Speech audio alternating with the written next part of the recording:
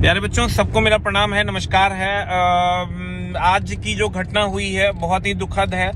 मतलब समझिए कि सभी जो भी लोग अगर उसमें मनुष्यता होगी तो उसका अंदर तक हिल गया होगा।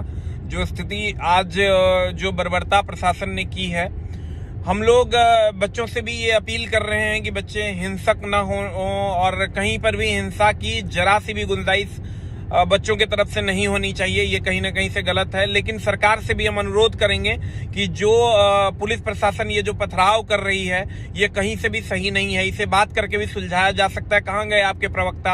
आप अपने प्रवक्ताओं को कहिए कि वो बात करें और बात करके इस मैटर को सुलझाए। नहीं तो बच्चे अब उग्र रूप में आ चुके हैं और इन बच्चों को संभालना बहुत मुश्किल है। हम टीचर ही थे जो आज तक इन बच्चों को संभाल के रखे थे कि हम लोग फिजिकल प्रोटेस्ट नहीं करेंगे।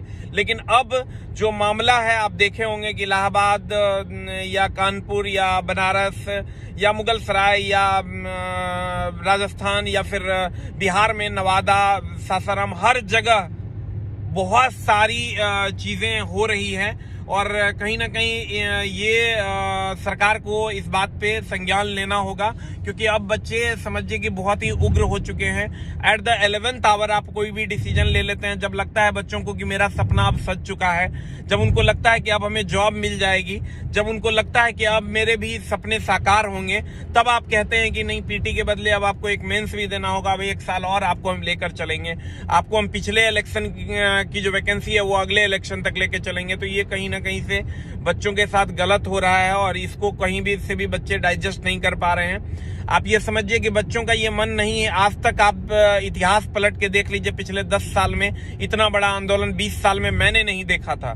तो आज जो बच्चे रोड पर उतर रहे हैं, पत्थर खा रहे हैं और बच्चे, मेरे पास फोटोज आ रही है बच्चों के, मतलब आज भी मैंने बहुत बच्चों की हेल्प करी कि उनको स्टिचेस लगे हैं, सारे उनके स्पीकर्स को तोड़ दिया गया, बच्चे घर पे भी नहीं बता पा रहे हैं। तो टेंशन लेने की जरूरत कहीं ना कहीं से सरकार को है और सरकार के जो भी प्रतिनिधि हैं, जो भी प्रवक्ता है, उनको सरकार से बात करने की जरूरत है। और प्यारे बच्चों, कहीं से भी हिंसा हमारा हथियार कभी नहीं था और ना कभी होगा।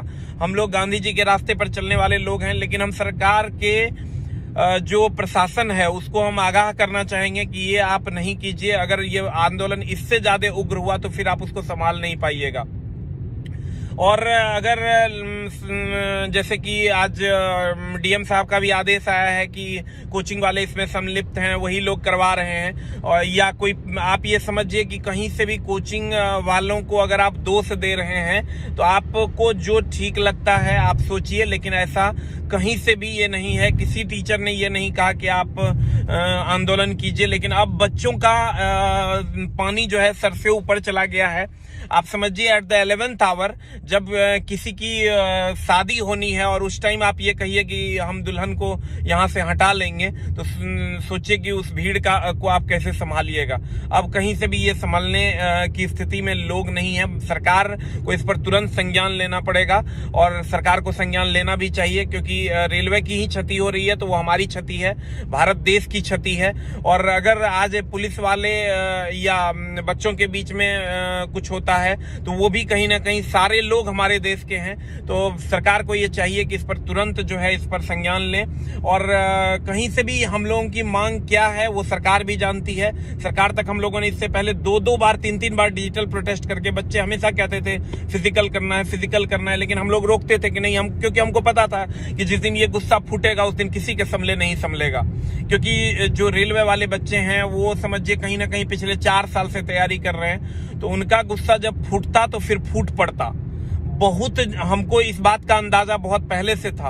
हम लोगों को लगता था कि अगर ट्विटर से हल निकल जाएगा तो वो ज्यादा बेहतर है, क्योंकि ये जब रोड पर निकलेंगे तो इनको संभाल पाना बड़ा ही मुश्किल होगा। तो प्यारे बच्चों, एकदम टेंशन लेने की जरूरत नहीं है और सरकार से हम लोग विनम्र पूर्वक निवेदन करते हैं कि आप इसमें पहल कीजिए और जो भी आपके लोग हैं, जो प्रवक्ता हैं, वो आप अपने ऊपर बात कीजिए। आप अश्विनी वैष्णव जी से बात कीजिए, आप प्रधानमंत्री जी से बात कीजिए कि इस पर संज्ञान लें। हमारी मांगे उचित है और हम लोगों को, बच्चों को उनका हक मिलना चाहिए। बच्चे ये नहीं बोल रहे हैं कि आप वैकेंसी बढ़ा दीजिए, बच्चे सिर्फ ये बोल रहे हैं कि आप जो वैकेंसी दिए हैं उतना ही भर का आप सर एग्जाम ले लीजिए, उतने भर का ज्वाइनिंग करवा दीजिए, लेकिन जो प्रोसेस सारे लोग फॉलो करते हैं वो प्रोसेस आप फॉलो कीजिए। और रही बात प्रोटेस्ट की, तो आप ही बता दीजिए सर, कहाँ कोई प्रोटेस्ट करेगा? कोई जगह तो है नहीं प्रोटेस्ट के लिए, तो बच्चे मजबूरी बस रोड पे उतर रहे हैं। तो कहीं ना कहीं से इसमें बात करने की जरूरत है। और अगर आपको लगता है कि टीचर इन्वॉल्व है या टीचर ने ही ऐसा किया है, तो आप स्वतंत्र हैं, कहिएगा। जब कहिएगा हम खुद जेल आ जाएंगे और हम लोग बहुत आसानी से जेल चले जाएंगे। आपको हमें पकड़ने आने की भी जरूरत नहीं पड़ेगी। जब कह दीजिएगा कि आप लोग आ जाइए जेल, हम लोग चले जाएंगे जेल। लेकिन कहीं ना कहीं से इस पर संज्ञान लीजिए और इस मामले को सुलझाने की कोशिश कीजिए। किसी दूसरे के मत्थे मरने से ये मामला सुलझने वाला नहीं है। आपको इस पर सरकार से बात करनी होगी, तभी यह मामला सुलझेगा। हम सरकार से नम्र निवेदन करते हैं कि इस बात पर तुरंत संज्ञान ले। Thank you very much.